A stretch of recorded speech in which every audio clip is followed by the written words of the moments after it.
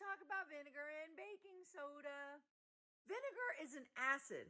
Baking soda is a base. So when you mix an acid and a base together, they neutralize each other out. And when you mix vinegar and baking soda together, you make salt water. You're making sodium acetate.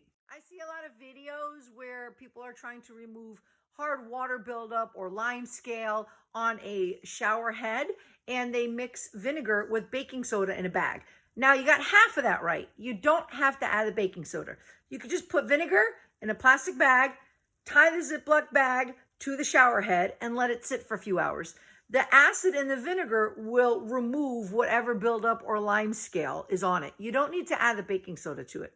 Or you could just use CLR, which is made specifically for calcium, lime, and rust.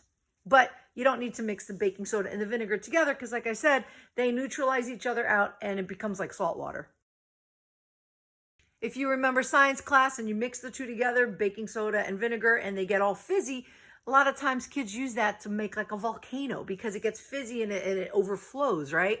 So that is a great combination to use if you have a clogged drain. You can put the baking soda in it, pour vinegar on it, it'll fuzz up, and as it's fuzzing up, it'll help remove whatever debris is in there that may be clogging it. That's when you can use the two together to get more power because it'll fuzz up and it'll help unclog a drain. But there's really no need to use the two together aside from unclogging a drain. If you're looking to clean something with vinegar because you need the acid, then just use vinegar alone without the baking soda. Hope those tips help. Follow along for more. Crunchy Cleaning by Kathy.